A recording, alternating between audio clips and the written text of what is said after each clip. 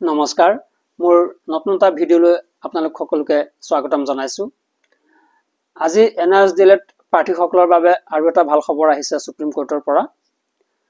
বিহাৰৰ যিটো 3.0 teacher recruitment আছিল, সেই টিচাৰ ৰিক্ৰুটমেণ্টত 166 জন প্ৰাৰ্থী পিটিচনাৰ হিচাপে আছিলে আৰু তেওঁলোকে দাবী জনাই আহিছিল নিযুক্তিৰ বাবে।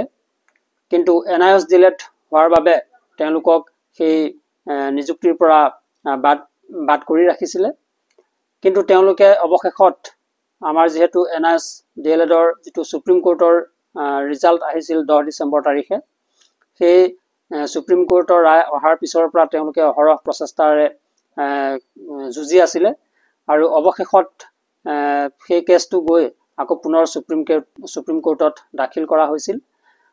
তাৰ ফলশ্ৰুতিত আজি সুপ্ৰিম কোৰ্টৰ পৰা সেই 166 জন প্ৰাৰ্থীক নিযুক্তি প্ৰক্ৰিয়াত অংশগ্ৰহণ কৰিবৰ বাবে ৰায় প্ৰদান কৰিলে।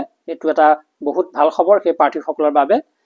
আৰু তেওঁলোকক বিহাৰ চৰকাৰে কেনেধৰণে নিযুক্তি প্ৰদান কৰিব সেইটো লক্ষণীয় বিষয় হৈ পৰিব, সেইটো আমি পিছত গম পাম।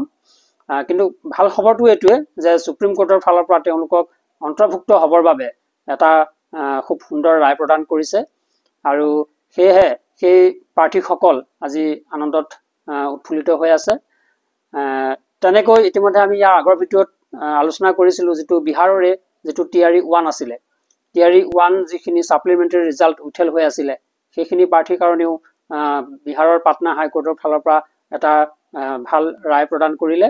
তেওঁলোকৰ অতি সোনকালে তেওঁলোকৰ যিটো ছাপ্লিমেণ্টাৰী ৰিজাল্ট মানে দাখিল কৰিবৰ কাৰণে তেওঁলোকক দাখিল কৰি নিযুক্তি প্ৰদান কৰিবৰ বাবে বিহাৰৰ পাটনা উচ্চ ন্যায়ালয়ে ৰায় প্ৰদান কৰিলে। এতিয়া এনেকৈ প্ৰত্যেকখন ৰাজ্যতে লাহে লাহে এনআৰএছ-ডিএলএড প্ৰাৰ্থীসকলৰ কাৰণে ভাল খবৰ আহি আছে আৰু অসমতো তাৰ ব্যতিক্ৰম নহ'ব।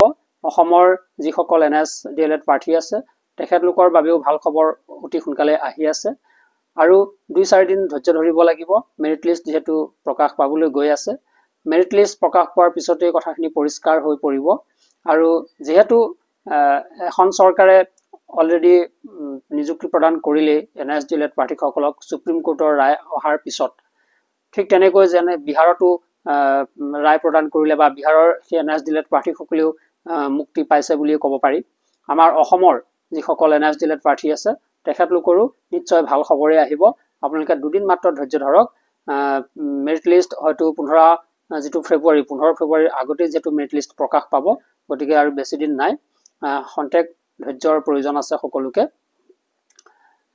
এইখিনিতে মই এটা কথা কওঁ আপোনালোকক যে মোৰ এই চেনেলটো আপোনালোকে যদি নতুনকৈ ভিজিট কৰিছে বা নতুনকৈ ভিডিঅ'বোৰ চাইছে তেতিয়াহ'লে এটা লাইক কৰি দিব আৰু ভিডিঅ'টো কেনেকুৱা পালে আপোনালোকে কমেণ্ট ছেকশ্যনত গৈ আপোনালোকে কমেণ্ট কৰিবলৈ নাপাহৰিব আৰু চেনেলটো মোৰ ছাবস্ক্ৰাইব কৰি দিব।